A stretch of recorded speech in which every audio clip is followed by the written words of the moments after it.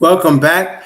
All right. So we stopped our last session just short of finishing Matthew chapter 22. And the reason we did that is because the Messiah, once again, he did this earlier in Matthew. When he asked his disciples, he said, "Who do men say that I, the Son of Man, am?" And then he said, "Who do you say that I am?" So he asked his disciples what people, especially Israelites, were saying who he was, and who did his own disciples believe that he was.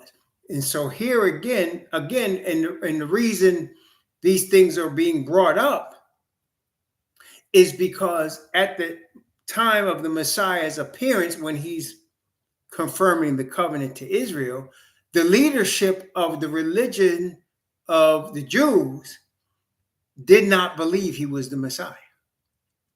Okay. Therefore, among the people, there was a question because some people witnessed both his ministry in terms of his healing power and his words, and they knew he was the Messiah.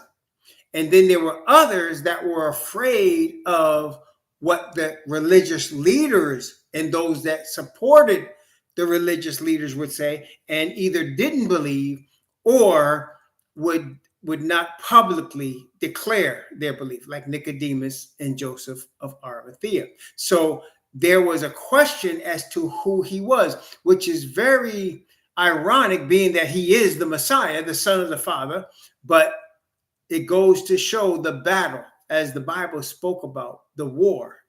It says that till the end of the war, desolations are determined. The war is between the power of lying and darkness of Asatan and the power of light of the Father represented in Messiah, which brings us to, when I say represented by Messiah, which brings us to today's topic in terms of he's again asking those, now he's talking to scribes and Pharisees and those within the sound of his voice, who he is. Okay. So in Matthew chapter 22, and of course, we're going to end up covering some substantial Bible territory talking about this subject because it's a major subject. For anybody that believes the Bible, it's a major subject. Christianity, again, has confused and misrepresented the truth. The thing is about Christianity, let me just say that so that anybody that's concerned with what I just said, Christianity has confused and misrepresented. If you're shocked by that, listen to what Christianity teaches. Tell me if I'm wrong, you Christians or people that were Christians. Does Christianity teach there's a Trinity? The Father, the Son, and the Holy Ghost. Does the Christianity teach that? Do they teach there's a Trinity? And the Bible does not. Does the Christians teach that the Messiah is God? Do they say he's God? Does the Christians teach he's God? And he's not. Okay, according to the scriptures. But you see, this is a prominent teaching in Christianity, which helps misrepresent. And of course, most, not all the Christian churches, because I was in the SDA church and they did not teach this, but many Christian churches teach that the Messiah came to nail the law of the Father to the cross. Is that another teaching of it? That the Messiah came to nail the law to the cross, that the law is done away with, that the Old Testament, right, that the Old Testament is done away with. And so a lot of people ignorantly, without having studied the Bible, listening to their religious leaders, receive readily these falsehoods. And therefore, it's already confusion. So Messiah here twice in the book of Matthew, once we already went through, I think it was Matthew 16. And then now here in Matthew 22, he's going to reiterate who he is. Okay, he's going to read. That's right. That man can, that's right. Christianity teaches that man can wipe away a person's sin. And when we say forgive sin, as Brother Marcus alluded to, we're talking about wipe it away in the books of heaven. No, but let's take a look in Matthew chapter 22. Now, beginning at verse 41 and going down to verse 46, Matthew chapter 21. So 22. So who Messiah is extremely important for us to understand. And of course, we're going to understand it by strictly sticking with the Bible. And we encourage you, pray to the Heavenly Father. Ask him to guide you in your life and in his word. Start in Genesis. Read through the Revelation. It takes most of us a year. Some people it takes 2 years. Some people it takes less than a year. Read through your Bible. Read through it. And even if you don't understand it with your human understanding, always remember this is a spiritual exercise. You're praying to the Father for understanding. He will give it to you as you're able to receive it, but you must read it for yourself. So here in Matthew chapter 22, beginning at verse 41, while the Pharisees were gathered together, YHWH asked them, saying, what think ye of Messiah? Whose son is he? They say unto him, the son of David. He said unto them, how then doth David in spirit call him Lord, saying, YHWH said unto my Lord, sit thou on my right hand till I make thine enemies thy footstool. If David then call him Lord, how is he his son? And no man was able to answer him a word. Neither durst any man from that day forth ask him any more questions. So he asked a question. He says, who is Messiah? And they said, these are Hebrews. They say he's the son of David. Okay, if he's the son of David, why did David call him Adonai, my master, my Lord? Why did David call him Adonai if he is the son of David? And they could not answer that question. We are going to, by the grace of the Father, answer that question. And we have, fortunately for us, not only do we have the Messiah's word here, but we have New Testament as well as Old Testament witnesses. In the mouth of 2 or 3 witnesses, let every word be established. First, let's start by taking this back to the original quote that the Messiah was quoting here in Psalms 110. Psalms 110 is what Messiah was quoting when he gave that answer. So Psalms 110 is a psalm of David, and it's only 7 verses long. So let's take a look at Psalms 110. Beginning at verse 1. YHWH said unto my master, or my Adonai, sit thou at my right hand until I make thine enemies thy footstool. YHWH shall send the rod of his strength out of Zion. Rule thou in the midst of thine enemies. So wait a minute. The first thing David does, not only does he call the Messiah his master, he says, Father spoke to my master. And then he says, YHWH shall send, and he's calling Messiah, the rod of his strength out of Zion. So the Messiah is the rod of the Father's strength. He is the one by which the Father exercises power. He is the representative of the Father. Now, why is that? Because the Father is the creator that man sinned against. So in order to maintain a connection with man, the Father sends his Son in the image both of the Father and of man to represent him on the earth. Okay, so he said, YHWH shall send the rod of his strength out of Zion. Rule thou in the midst of thine enemies. Thy people shall be willing in the day of thy power, in the beauties of holiness from the womb of the morning. Thou hast the dew of youth. YHWH hath sworn and will not repent. Thou art a priest forever, after the order of Melchizedek.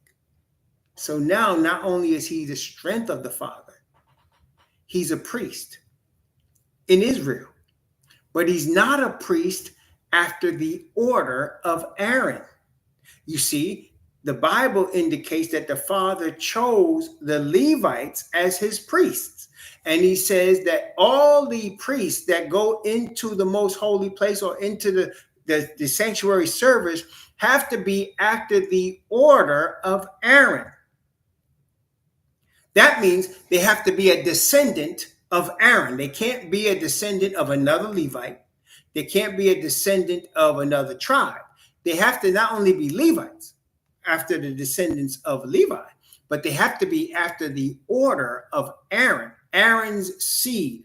Only Aaron's seed is going to be a priest that is ministering in the sanctuary. So that's what all Israelites understand. Okay. But this scripture is telling us that Messiah is not only going to be the strength of the Father, the rod of the strength of the Father, but he's going to be a high priest after the order of something other than Aaron, Melchizedek. So he's a descendant of Melchizedek. And who is Melchizedek? Well, his name tells you everything you need to know.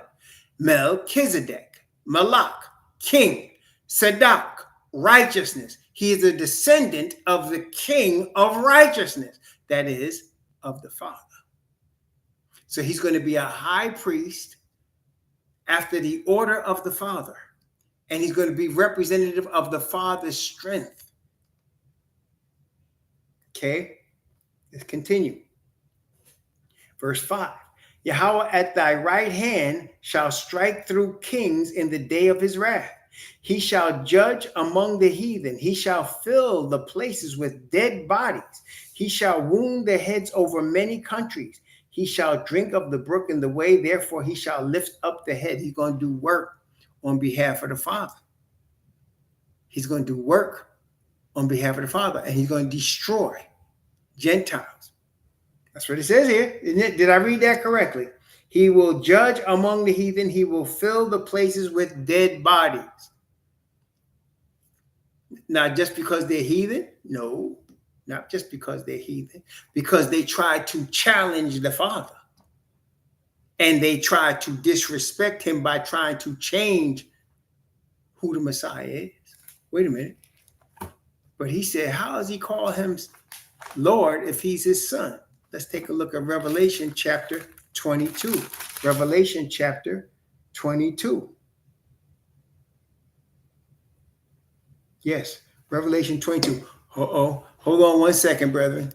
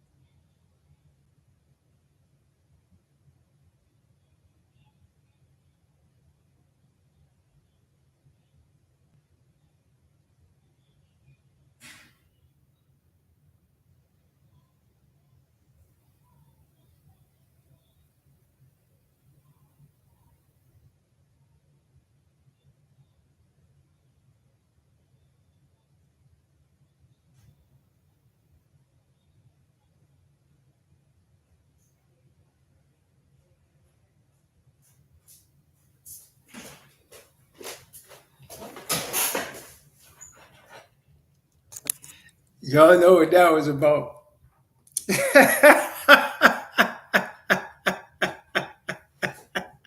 Y'all know it's about. Oh, it was 144? Oh, sure. Okay. There it is. All right. Revelation chapter 22. Revelation chapter 22. Where was I? Revelation chapter 22. Okay, here we go. All right. I'm going to begin at verse 14 and read from verse 14 down to verse 17, because this is deeper than we understand.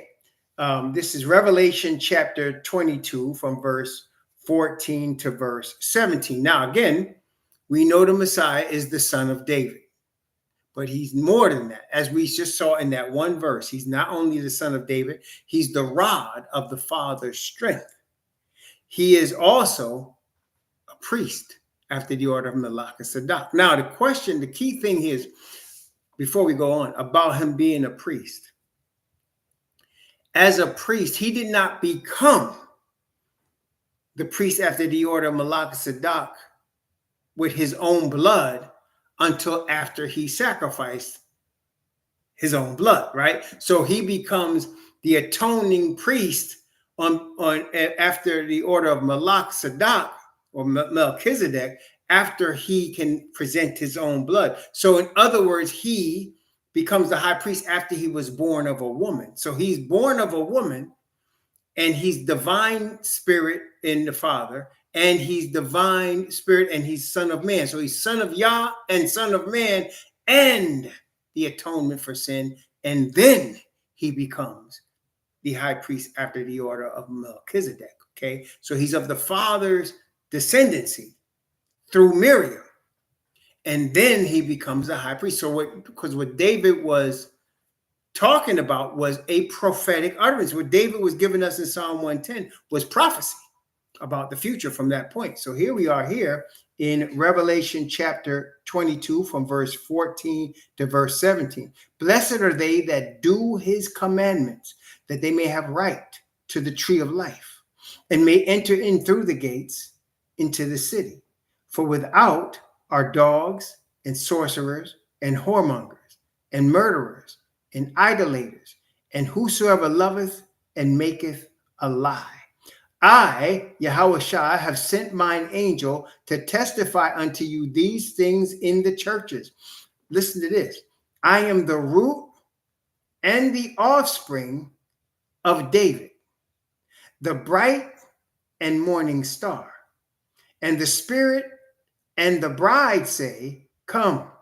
And let him that heareth say, come. And let him that is athirst come, and whosoever will, let him take the water of life freely. So this is powerful. So Messiah says here, he is the root and the offspring of David.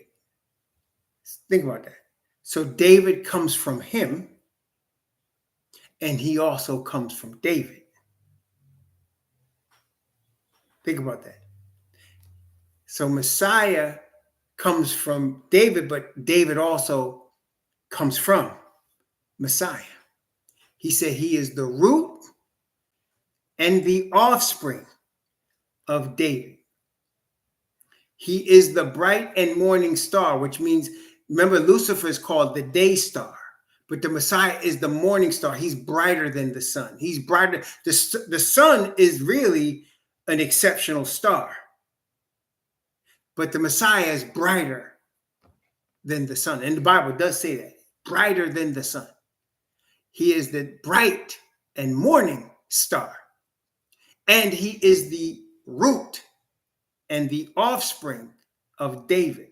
So David comes from him. Now, how does this happen? All right. So far, what we got so far, the Messiah is not only the son of the Father. He's a representative of the strength, the rod of the strength of the Father. He is also the Father's high priest. That's right. He was before David and he's after David. And you remember what he told the scribes and Pharisees in Gospel of John. He said, before Abraham was, I am. He said, before Abraham was, I am. Okay. So let's look at that real quick. I was going to go to another one. I'm going to go there in a minute. But like I said, we're going to cover a lot of witnesses today. We need it because of all of the confusion and misrepresentation of the Messiah. And so especially by Christianity, who is the dominant religion, especially in the first world countries, is Christianity. And so all of us as Israelites by blood and those grafted in, those of us that are Israelites by blood, were enslaved by the people that teach Christianity. And so as we're awakening and coming back to our God, we have to break off the chains, not only physical chains, but the wicked chains of our mind from the religion of our oppressors. So Gospel of John, chapter 1. Gospel of John, chapter 1. Notice I'm going to read from verse 17 down to verse 19. From verse 17 down to verse 19. Gospel of John, chapter 1, 17 to 19. For the law was given by Moses, but grace and truth came by YHWH, the Messiah. No man has seen Yahweh at any time. The only begotten Son, which is in the bosom of your Father, he hath declared him. So this is powerful, man. So look here. He's saying the Moses was used, as you remember, Moses was used as the intermediary between the Father and Israel to give the law. That's what the whole book of Deuteronomy is Moses giving the law of the Father and the history of Israel to Israel, right? So Moses gave the law, but the power of grace and truth that causes us to be obedient to the law, that came through Messiah. Okay, does that make sense, y'all? So the power of grace and truth that the Father gives us to cause us to become one with him, to become obedient to his law, that came through Messiah. Okay, so now, wait a minute. Again, let's go back to that verse I just alluded to for a second. And that is in the same, while we're in the Gospel of John, that is in the same Gospel of John.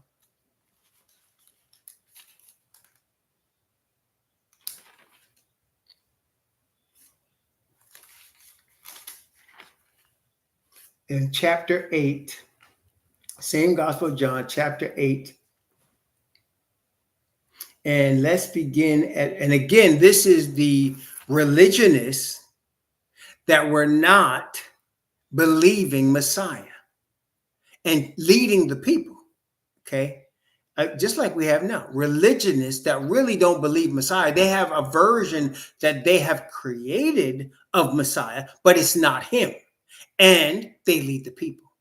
Therefore, they would distrust the true Messiah.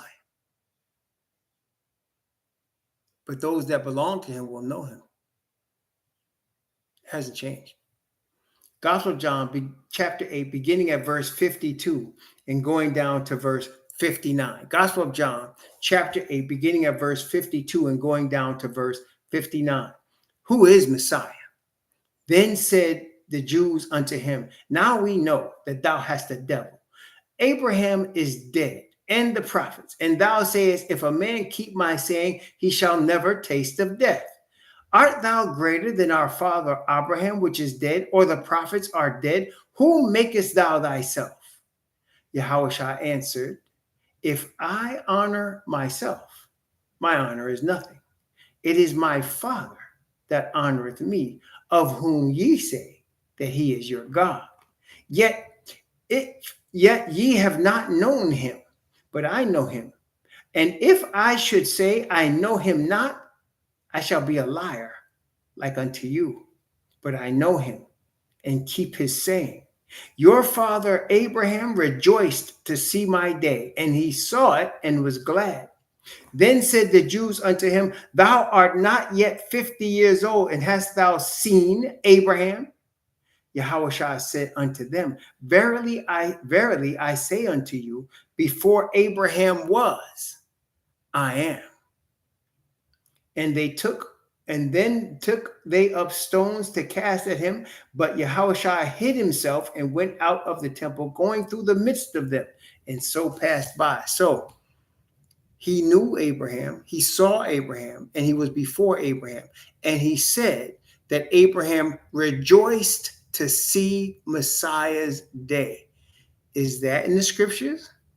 Where Abraham rejoiced to see Messiah's day, is that in the scriptures? What do y'all think? Is it in the scriptures where Abraham rejoiced to see Messiah's day and he saw it and was glad? Yes. Well, where is it then? Is it? Okay, then. Well, where is it then, you Bible students? Where is it? Tell me where it is. Just tell me what book it is. We'll go right to it. Tell me what book it's in. What book of the Bible did Abraham, this should be easy for y'all. What book in the Bible did Abraham rejoice to see Messiah's day? Abraham rejoiced. We're talking about Abraham. We're not talking about Moses now. What book in the Bible tells us where Abraham rejoiced to see? Thank you, Akawambanya. Let's go. Genesis. Ain't but one book where Abraham is really prominent, and that's Genesis. So y'all should have known that. That was Genesis. All right, so let's go to Genesis. Genesis, I believe we're looking for chapter 16. No. We're looking for chapter.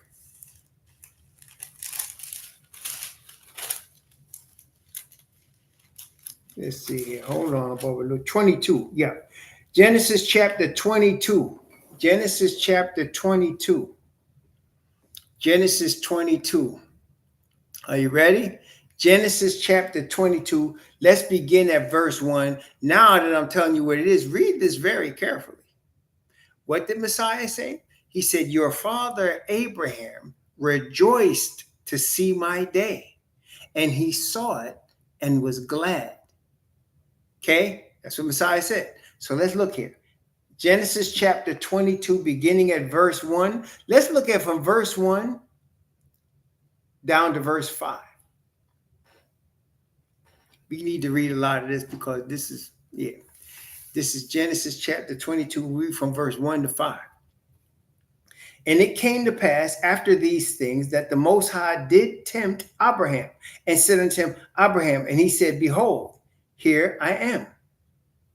And he said, take now thy son, thine only son, Isaac, whom thou lovest, and get thee into the land of Moriah, and offer him there for a burnt offering upon one of the mountains, which I will tell thee of. He sent them to Moriah, the same Moriah that David was told to build an altar to stop the plague on Israel. The same Moriah that Solomon picked because of that to build his temple. The same Moriah that Messiah was crucified. Mount Moriah. Take him to the land of Moriah and offer him there for a burnt offering upon one of the mountains which I will tell thee of. And Abraham rose up early in the morning and saddled his ass and took two of his young men with him and Isaac his son, and clave the wood for the burnt offering, and rose up and went into the place of which Yahweh had told him. Then on the third day,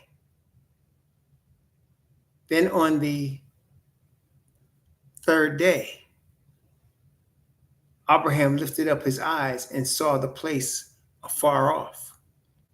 And Abraham said unto his young men, abide ye here with the ass, and I and the lad will go yonder and worship and come again to you. So, wait a minute, let's stop where we are right now. So the father speaks to Abraham and say, I need you to go and take your son. And he emphasizes, your only son, whom thou lovest, and offer him for a burnt offering in Moriah. And Abraham journeys, and on the third day, they see the place. The third day. Okay? All right. Verse 6 to 9. Actually, 6 to 10. Verses 6 to 10. And Abraham took the wood of the burnt offering and laid it upon Isaac his son. And he took the fire in his hand and a knife, and they went both of them together. And Isaac spake unto Abraham his father, and said, my father. And he said, here am I, my son. And he said, behold, the fire and the wood, But where is the lamb for a burnt offering? 3 days, Mount Moriah, your only begotten son, and you're looking for a lamb. And Abraham said, my son, the Most High will provide himself a lamb for a burnt offering. So they went, both of them together. The prophet said he's going to provide himself a lamb for a burnt offering. And they went to the place which Yahweh had told him of, and Abraham built an altar there and laid the wood in order and bound Isaac his son and laid him on the altar upon the wood. And Abraham stretched forth his hand and took the knife to slay his son. Gonna make his son an offering for sin. You get that? His only begotten son. He had other sons, but this, the Bible says, in Isaac shall your seed be called. He said, you're going to take your son and you're going to make him an offering for sin on the third day on Mount Moriah. Okay. Verse 11. From verse 11 down to verse 14. An angel of Yahweh called unto him out of heaven and said, Abraham, Abraham. And he said, here am I. And he said, lay not thine hand upon the lad, neither do thou anything unto him. For now I know that thou fearest Yahweh, seeing that thou hast not withheld thy son, thine only son, from me. And Abraham lifted up his eyes and looked, and behold, a ram caught in a thicket by his horns. And Abraham went and took the ram and offered him up for a burnt offering in the stead of his son. And Abraham called the name of that place Yahweh Yirah, as it is said to this day, in the mount of Yahweh it shall be seen. Yahweh has seen. Verse 15. The Most High was excited about this. Verse 15. From verse 18 down, 15 to 18. And the angel of Yahweh called unto Abraham out of the heaven the second time and said, by myself have I sworn, saith Yahweh. For because thou hast done this thing and hast not withheld thy son, thine only son, that in blessing I will bless thee.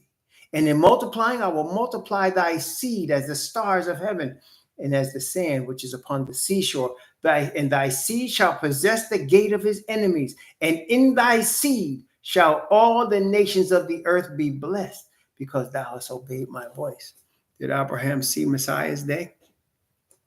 Was Abraham rejoicing and glad?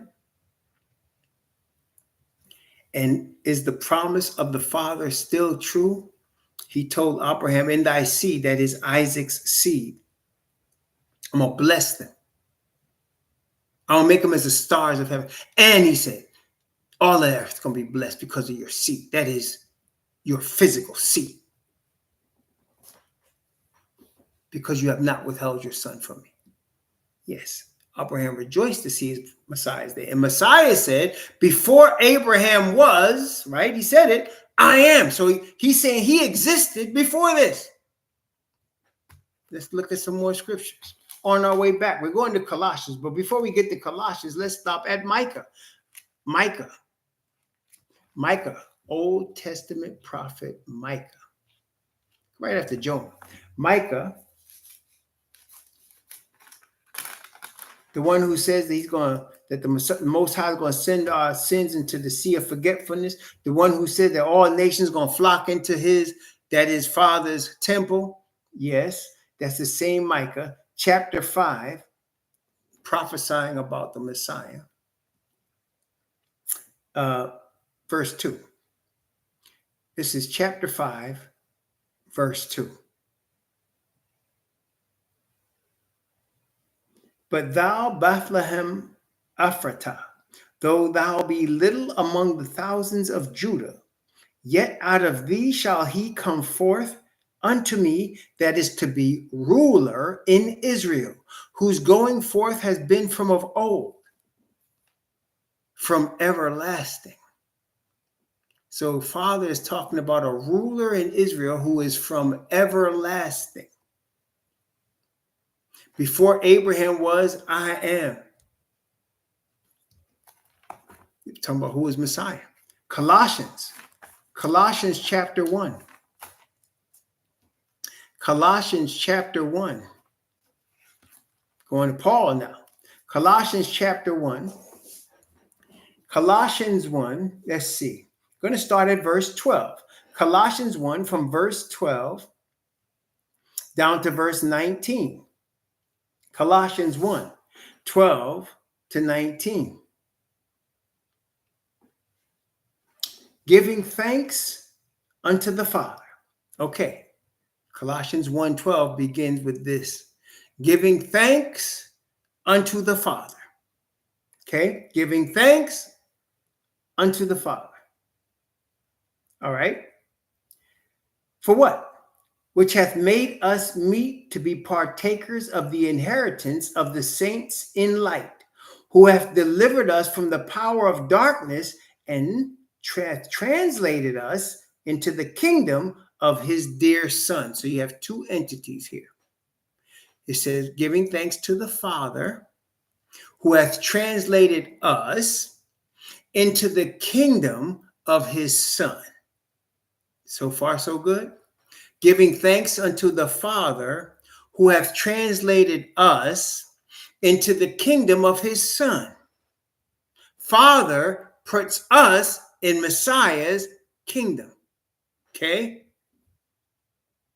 And now he's talking about Messiah, in whom we have redemption through his blood, even the forgiveness of sins. Verse 15. Who is the image of the invisible Yahweh. So Messiah is the image of Yahweh. How is that? Because he's not only son of man, born of a woman, but he's son of Yahweh by divine nature, divine spirit that the woman was impregnated by. That is, he is in the image of his Father and of man. The firstborn of every creature. He's the beginning of every creature. Wait a minute, it gets deeper. For by him were all things created that are in heaven and that are in the earth, visible and invisible, whether they be thrones or dominions or principalities or powers. All things were created by him and for him. And he is before all things, and by him all things consist. He is the head of the body, the church, we know the assembly, who is the beginning, the firstborn from the dead, that in all things he might have the preeminence. Well, why? Verse 19. For it pleased the Father that in him should all fullness dwell. So, when the Father created the earth, when he spoke it, and Messiah carried it out as the rod of his strength. Messiah carried it out. When the Father said, let us make man, he's telling Messiah, this is what he's going to look like. Form it. Messiah forms it. When the Father say, breathe breath into this and make it live, like he told Ezekiel, here come Messiah, breathe in breath into that body, and it became a living soul. So now, Messiah is the origin of Adam through the Father. The Father commanded it. And now, Adam is the origin of David, and Messiah is the origin of David and Adam. And of course, being born of a woman from the tribe of Judah, he becomes also the seed of David. Does that make sense? So who is Messiah? He is the representation of the Father. He is not the Father. He takes his commands from the Father, just like we do. But through Messiah, we receive grace and truth from the Father. Through Messiah, we receive the righteousness of the Father. Messiah is the one in whom the Father has given all things and given him preeminence. The Father gave him preeminence. And that is the Father's will, which is now why Messiah said, if you hate me, you hate my Father. And if you don't love me, you don't love my Father. Because I came from the Father. That's what he said. I came from the Father. So for all the people saying Jesus is God, no, he's not. He is the Son of the Father. And the Father appointed him to be the king, the prophet, and the priest. Right? So there's only one God. It's the Father. There's only one God. And everything else is below the Father. He is the Most High. Remember what he said? He didn't say, I swear by my son's name. He said, I swear by myself, because there ain't nothing else. Ain't nothing higher than him. I swear by myself that I'm going to bless you, Abraham. I'm going to bless you. And Messiah was apparently there. He said, Abraham rejoiced to see my day. And before Abraham was, I am. Yes, now we know. He was. Praise the Most High. So the Messiah is the prophet, the priest, and the king to come. And the reason being is because Father is the one that say, if you sin, you're going to die. So Father could not just come here unless all of us going to die. So what did he do? He sent his son in the likeness of man. And he said, okay, I'm going to communicate with you through him. I'm going to bless you through him. I'm going to make you like myself through him. Okay. And he shows Abraham. Abraham was waiting for this promised son for 25 years. Literally. So he had Ishmael, but that wasn't the promised son. He had a son. And then after Isaac, he had other sons with Keturah. He had other sons. But the promised one that was going to be the representation of the chosen nation that was promised to him. He said, I'm going to make you a great nation. That is Isaac. And Isaac ended up having Jacob. And Jacob's name was changed to Israel. And that's the promised nation, Israel. Okay? Everything else that's saved is saved through Israel. Okay, that's it. And that's why we obviously can see now Messiah is being misrepresented in both, even what he looks like, what he teaches, where he comes from, what his peoples are. Everything's being misrepresented. And of course, it makes sense to follow that suit.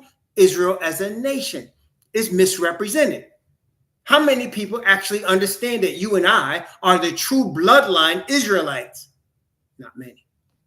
Not many. And even if you were to give it to some people, they still wouldn't believe it. They still wouldn't believe it because it doesn't go with the narrative that's commonly accepted. But then again, the remnant is never with the commonly accepted narrative, is it? The remnant's never.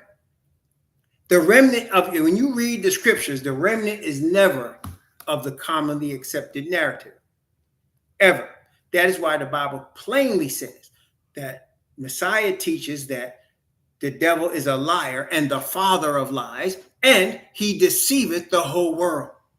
And only the remnant of the woman, and the woman is Israel. Only the remnant of Israel keep the commandments of Yah and have the testimony of Messiah.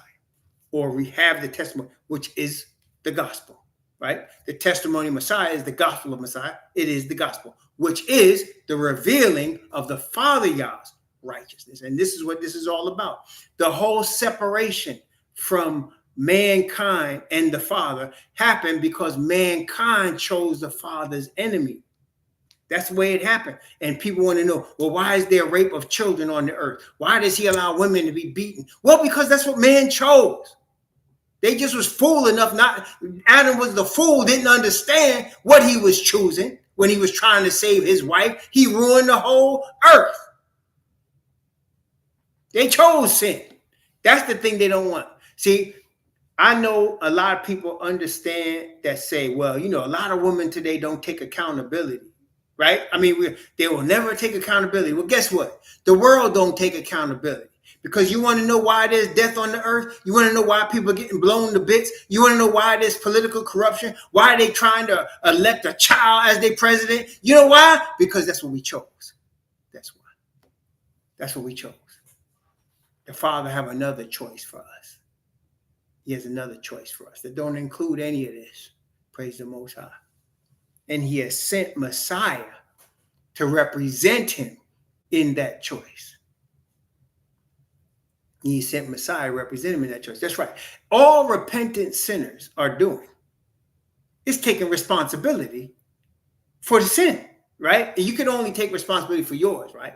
I mean, that's why the Bible say, even if you have not sinned after the magnitude of Adam's sin, because Adam's sin put all of us in this mess, right? But all of us are guilty of sin. All of us are. And so we're taking responsibility, meaning we're being accountable for our own sin.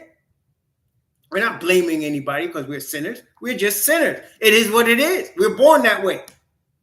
Okay? Born that way. And so we come to the Father as victims of sin. And the Father, through Messiah, gives us grace and mercy and brings us back to obedience to the covenant.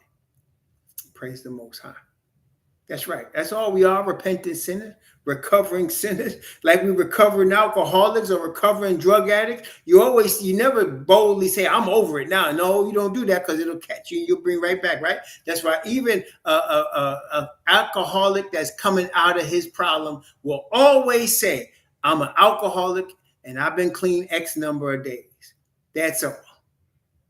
And that's all we are, recovering sinners. That's all we are. Depending on our higher power, the Father, through the Messiah, to cleanse us from sin and keep us from sin. That's what we are. Praise the Most High. And as the alcoholic, so do we, one day at a time. Praise the Most High, one day at a time.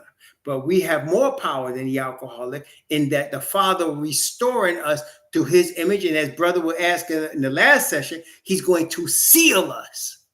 That's the difference. He's going to seal us in the perfection of his righteousness.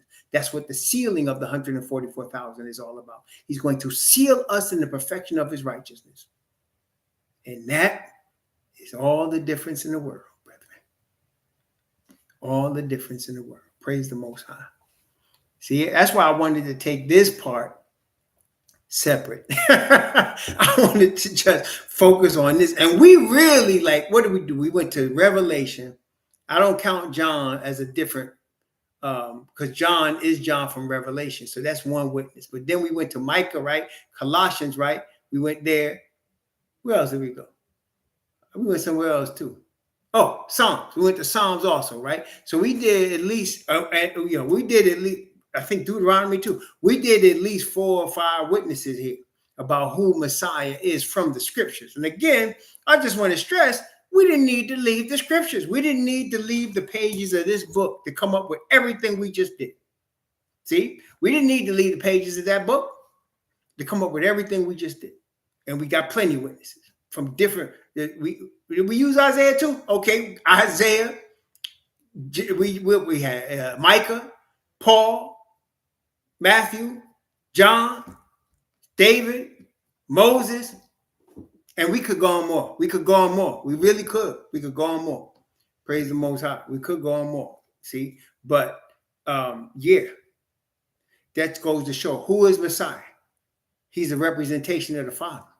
Is he God? No, he's not God. He's the Father's rep. Okay? He's the Father's rep. Yes, right. KJV. He's the Father's rep.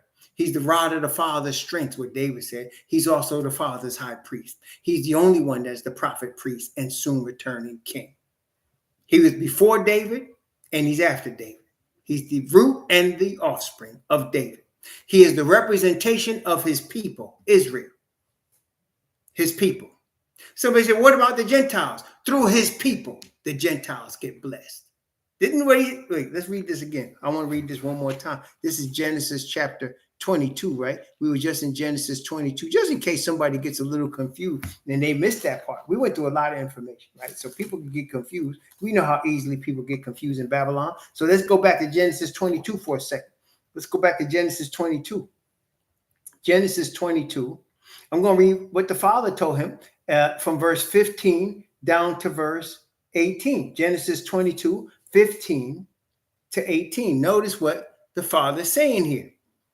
And the angel of Yahweh called unto Abraham out of heaven the second time and said, by myself have I sworn, saith Yahweh, that because thou hast done this thing and hast not withheld thy son, thy only son, that in blessing I will bless thee, and in multiplying I will multiply thy seed as the stars of heaven and the sand which is upon the seashore. And thy seed shall possess the gate of his enemies, and in thy seed shall all the nations of the earth be blessed. And why? Because he promised Abraham a religion? Nope. He said, I'm going to make you a great nation. So you want to be saved? You better come through the Hebrews. You say, well, I can just raise my hand and trust in Jesus. Then you better trust in the Hebrew Jesus, the one that's got the color, the one whose descendants was enslaved. You better trust in him. Yeah, that's the one. Okay, the one with the woolly hair and the dark skin. That one. You better trust in the right one. Okay, if you looking at one with a white Jesus and you got a picture with a heart being crushed, that ain't him. That's an idol. That ain't him. Okay, you want to be saved? You better come to the right one, the one that's of the Hebrews. Yes, and you probably should hear this from a Hebrew. Praise the Most High. Yeah, brethren, you see what I'm saying? Or it's not what I'm saying. You see what the Bible is saying? That's the better thing, right? You see what the Bible is saying? I didn't say that. Everything we got here is from this book. That's right. That's right. Because that's right. Isaac is right. Hebrew Israelite. You know why? Why is it Hebrew Israelite? Let's explain that. Because you know what they have done. They've created a whole cult called Hebrew Israelite, and they put it on a list, right? So that if you Hebrew Israelite, you must be one of them crazy people. Look, why are we Hebrew Israelites? First of all, let's understand. I'm going to give you a Bible quiz. I'm even going to tell you where it is. It's in Genesis. It's in Genesis chapter 11. No, Genesis chapter 10. What was the name of the original Hebrew, where all Hebrews come from? What was this man's name? He has a name, Eber. That's right. Genesis chapter 10. Eber, who's the grandson of Arphaxad. Eber, that's right. That's where you get Hebrew from. So Eber had two sons. One of them was Joktan. The other one was Perez, which means divided, because in his days, the earth was divided. Through Perez, you go down the line, you come to this man named Abram. Abram was his name. Abram, he is a descendant of Eber. Eber is the progenitor of all the people that are called Hebrews, but it goes further. The brother said Hebrew Israelite. So now you have Abram, and Abram was called by the father. Abram was called, and he said, I'm going to make you a great nation, Abram. In thy seed, I'm going to make you a great nation. Your seed's going to be blessed. We just read it, right? And so Abram sets out. He said, I want you to go to the land of Canaan. He goes. 25 years later, Abram has this son. He said, call him Isaac, Ishak, because you laughed. His name is to laugh. You call him Ishak. Ishak is born. Ishak marries Rebekah. Rebekah and Ishak have twins. One of those twins is Esau. The other one is Yaakov. Yaakov's name was changed because he was now the blessed one. He is the one that received the blessing from his father Isaac. And he's the one that the promised seed would come through. And his name was changed to Yashar Al. Why? Some people say, well, because it says Prince, he must be named Prince. No, Yashar means to be right with. Look that word up in the Hebrew. It means to be right with. To be right with. And Al is a term for the Most High. To be right with the Most High is exactly what Jacob needed to hear. You're right with the Most High. In fact, that's your new name, right with the Most High. It's called Yashar Al. Now we call it in English Israel. So now Yashar Al, or Israel, is the chosen seed, and that seed became a nation, the nation of Israel. So now all of the people that are of Jacob's seed are Israelite, and because of Jacob's descendant, they are Hebrew. That's how you become Hebrew Israelite. That makes sense. Very simple, isn't it? People make it so complicated. It ain't complicated. It's about bloodline. So you are a descendant of Eber, you're a Hebrew, and then you're a descendant of Israel. So you're a Hebrew Israelite. It's important, brethren, because Eber had other children. And his descendants had other children. So you can have people that are Semite. They could even be Hebrew, but they're not Hebrew Israelite. Matter of fact, Esau is a Semite. Esau is a Hebrew. Esau comes from Abraham, but Esau is not a Hebrew Israelite. He is not, because that's Esau. Jacob is the one that produces the Hebrew Israelites. Okay. Ishmael, he's a Hebrew. Ishmael is a Semite and a Hebrew. He is not a Hebrew Israelite. He comes from Abraham, but he is not of the chosen lineage. Okay, only the children of Jacob are the chosen lineage, because Jacob's name was changed to Israel.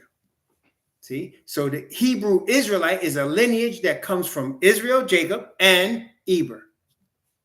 And there's a lot of different people in there. There's Arabs in there that are Semites. There's people that are Hebrew. There's people that are Ishmaelite. None of them are the chosen seed. Only one, Jacob's children. Okay, praise the Most High. You need to come through Eber and Yaakov. That's right, Stephen. Because if you don't come through them, and how you know if you come through them? Well, the Bible tells you kind of what happened to them, and their history tells you who they are.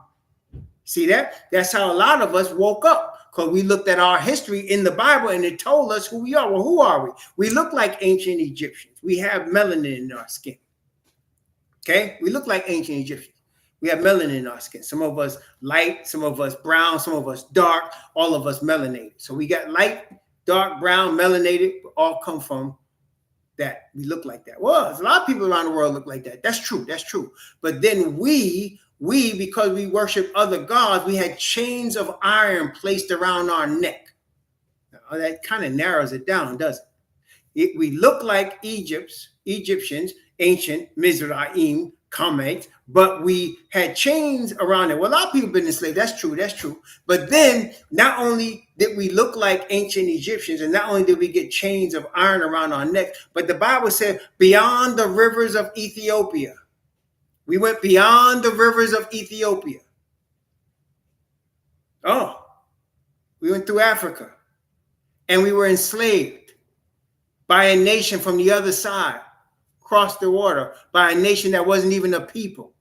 We were enslaved by a nation that ended up being after the children of Japhet, like the Medes, like the Greeks, like the Romans, because they put their hands on Israelites. That's what they asked in Zechariah. Why are these for? What are these for? Said these are those that have touched Israel and Judah, scattered Israel and Judah. So now they were scattered by Europeans. They came through Africa. They're dark skin, they're brown skin, they got melanated skin, and they got chains on their necks. How many people fit the description now? Oh, and they also went on ships with chains on their necks. Now, how many people fit the description now? All of that. They black, they came through Africa, they had chains on their necks, people from Europe enslaved them. Then it goes further. I mean, oh yeah, right. Then it goes further. When they're in their enemy's land, in a language they don't understand, they'll be the most diseased, the most imprisoned, the most byword of all the people of the nations. Like any place they go, because of the color of their skin, because of who they are, they'll be looked at and they'll be benign. They'll be maligned. How many people now fit the description? How many now? The Bible tells you all. All of that I just told you, he got right out of here. And praise the Most High. All of that I just told you came out of these 66 divisions of this book right here. And there's only one people that fit that description. That's who we are. The children of Jacob. That's who we are. Praise the Most High. And the Bible does say, let the redeemed of Yahweh say so, whom he hath redeemed from the hand of the enemy. See, I get people say, well, I did my DNA, and I don't know. I may have some black in me from back in the day. Listen, let the redeemed of Yahweh say so, whom he have redeemed from the hand of the enemy. If you are, you'll know you are. And you don't need me to tell you. Bible will tell you, and the Spirit will tell you. Praise the Most High. Praise the Most High. And you all know, I mean, look, our families, though we are all separated, right? I mean, if you grew up in the United States of America in a so-called black family, there are certain similarities. We talk about them, right? Like, and I'm saying this, in most black families, cousins are like siblings. Your first cousins are like your sibling. That's most black families. Am I lying to you yet? I mean, is what it is. And we could get pretty wild when we want to. We could be stiff necked and get pretty wild when we want to. Mm? Yeah. They even got a term for it now. You heard this term? That brother went ham on him. You ever heard that term? That brother went ham on him. They even got a term for it. Yep. We know who we be, brethren. We know who we be. Of course. Praise the Most High. Well, may the Most High bless you and keep you.